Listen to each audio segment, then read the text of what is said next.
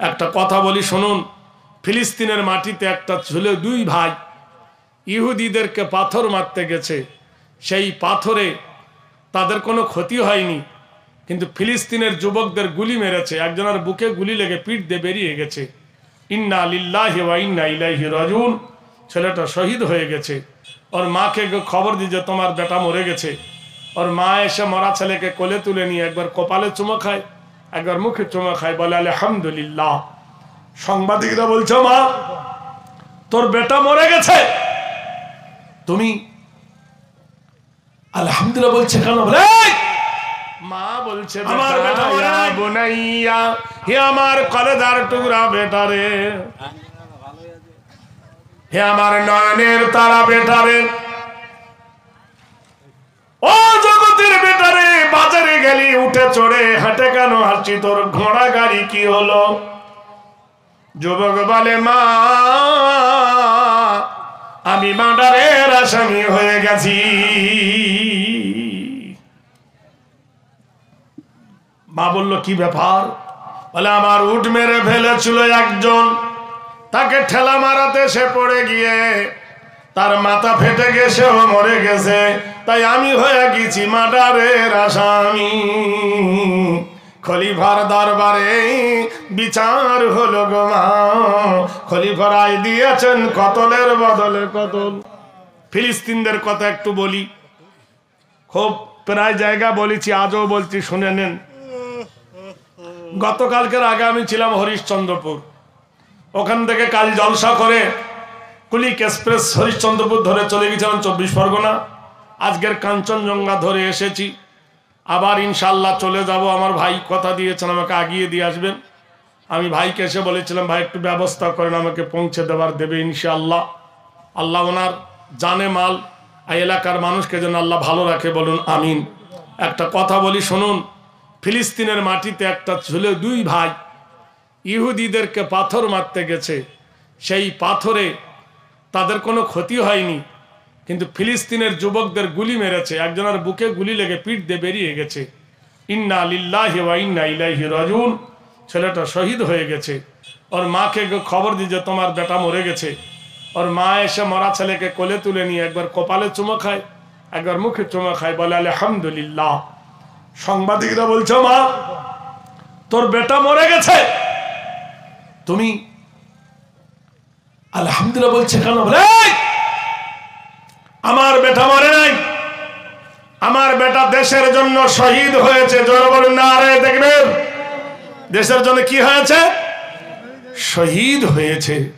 আর যে ছেলেটা হাত কেটেছে, পড়ে গেছে, হাতটা কেটে বলছে ইন্না লিল্লাহি ওয়া ইন্না ইলাইহি রাজিউন। সারা বিশ্ববাসীর কাছে তারা কাঁদতেছে, হে বিশ্ববাসী, পাকিস্তান, বাংলাদেশ, শ্রীলঙ্কা, বিশ্বের বড় বড় দেশ, তারা কেউ সাহায্য করছে না।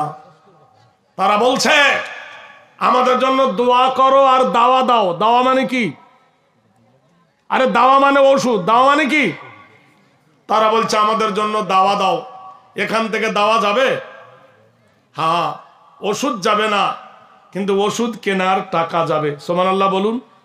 যখন আপনারা বাড়ি যাবেন, আপনাদের মধ্যে যদি কেউ কিছু দেবার থাকেন ফিলিস্তিনদের যুবকদের জন্য, 100, 200, 50, 10 টাকা যে যা পারবেন এখানে দিবেন। এই জায়গাকে প্যাকিং করে ভাইয়ের নাম লিখে এরা পাঠিয়ে দেবেন। দেখবেন আপনাদের ছোট্ট ছোট্ট দানে তাদেরকে আল্লাহ কামিয়াবি করবে, বলুন আমিন। জোরে বলুন, জোরে বলুন। এজন্য যে যা পারবেন জলসার শেষে, আমার জলসার শেষে মসজিদে যা দিচ্ছেন দেবেন আলাদা, যদি তাদের জন্য কিছু দেন আপনাদের কষ্টজিত সম্পদ দিয়ে এখানে জমা দিবেন, আপনাদের জন্য দোয়া করে দেওয়া হবে। বন্ধু যুবক বললেন, আমিরুল মুমিনিন, মার কাছে গেলেন। মা বলল, বেটা ব্যাপার কি? বলে, আমার উটকে মেরে ফেলেছিল মা, তাই আমি যুবক বুড়োটাকে ঠেলা মেরেছি, পড়ে গিয়েও মরে গেছে। খলিফার দরবারে বিচার, আমার মৃত্যুদণ্ড হবে। মা কাঁদে, বিবি কাঁদে, অধর নয়নে সম্পদ করলেন কি বিক্রি করে, মাকে সঙ্গে করে নিয়ে, বাবাকে সঙ্গে করে নিয়ে, 3টে ছেলে মেয়েকে সঙ্গে করে নিয়ে, বিবিকে সঙ্গে করে নিয়ে খলিফার দরবারে হাজির। হযরত ওমর ফারুক আজম রাদিয়াল্লাহু তাআলা আনহু বললেন, যুবক তোমার এত দেরি কেন? বলি, আমিরুল মুমিনিন, এই দেখেন আমার বাবা অন্ধ, আমার বাপ দেখতে পায় না, আমার মা বয়স্ক মানুষ, আমার বিবি জওয়ান। আমিরুল মুমিনিন, আমার যে জমি ছিল সেই জমি বিক্রি করেছি, বিক্রি করে আমার যত দেনা ছিল দেনা শোধ করে দিয়েছি। টাকাগুলো আমি 2 ভাগ করেছি।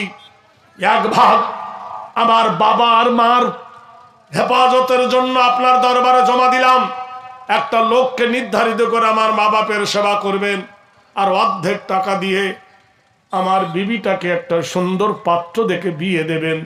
আমার বিবি ভরা জোয়ান, আমার বিবি যুবতী, আমার বিবির 16 কণা যৌবন পূর্ণ।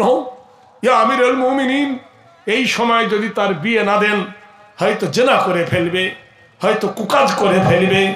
তাই আমি স্বামী কর্তব্য আমার বিবিকে যেন সেই রকম একদিন হাওয়ালায় দেওয়া হোক।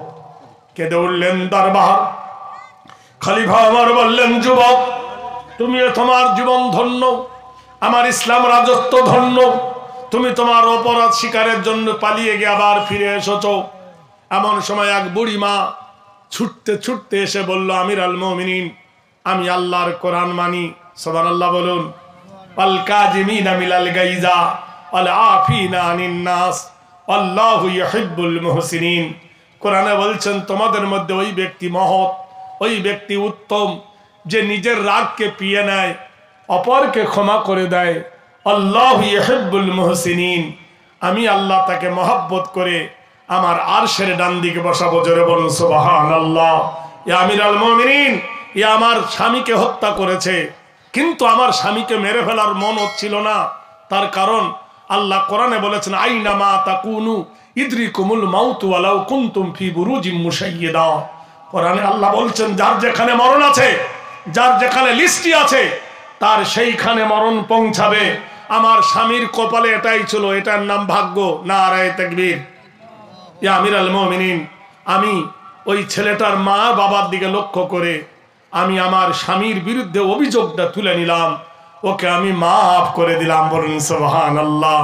4 ভাই লাফিয়ে উঠে বলল, ইয়া আমিরুল মুমিনিন, আমার মা যখন ক্ষমা দিয়েছে, আমরা আজ থেকে 5 ভাই নয় 6 ভাই। সুবহানাল্লাহ বলুন। কয় ভাই ছিল? কয় ভাই? কয় ভাই? এখন কয় ভাই? ওকে নিয়ে 6 ভাই। ওর সম্পত্তি উড়িয়ে দিয়েছে।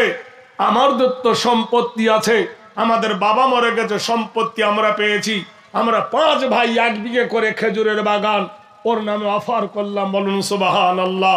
কোরআন বলছে, হাল জাযাউল ইহসানে ইল্লাল ইহসান ফাবিআই আলা রাব্বিকুমা তুকাজ্জিবান। জড়িয়ে ধরলেন হযরত ওমর, বললেন, ইন্না ইল্লামা আতাল্লাহ বিকালবিন সালিম, নিশ্চয় শান্তি দেন একমাত্র ইসলাম। জোরে বলুন নারায়ে তাকবীর। যাও যুবক, তোমাকে আমি খালাস দিয়ে দিলাম।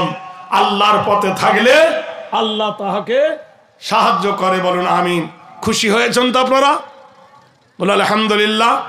দোয়া করবো একটু। দোয়ার পরে যদি ফিলিস্তিনের জন্য কেউ কিছু দেন, এই ডান দিকে দিয়ে যাবেন।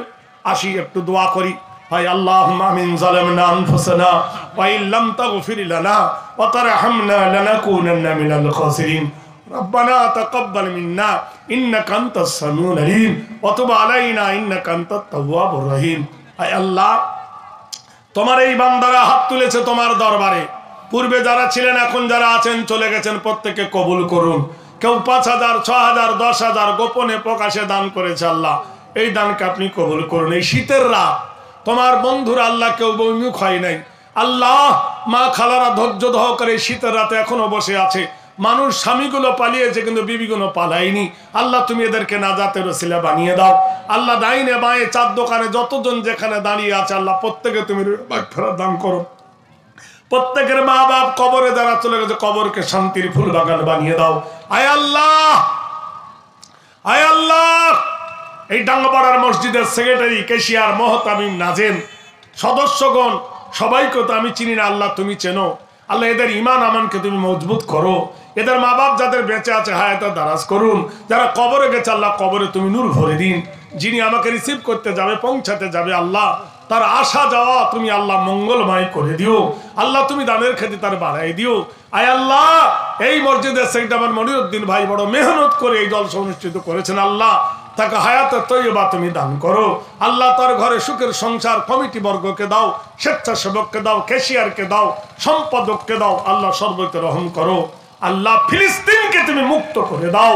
হাজার হাজার নবীদের কবর যেখানে, হাজার হাজার নবীদের জন্মভূমি যে ফিলিস্তিনে, আল্লাহ সেই ফিলিস্তিনকে মুক্তি করো। আল্লাহ তাদেরকে শান্তি দান করো। আল্লাহ তারা হাত পেতেছে বিশ্বের কাছে, যারা যেভাবে তাদেরকে সাহায্য করছে আমরা করছি।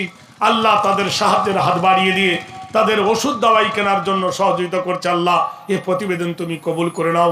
আমি যাব আজ অনেক দূরে, এক্ষুনি আল্লাহ আমার গন্তব্যস্থানে তুমি সহি সালামতে পৌঁছাবার তৌফিক দান করো। বিরহমাতিকা ইয়া আরহামার রাহিমিন।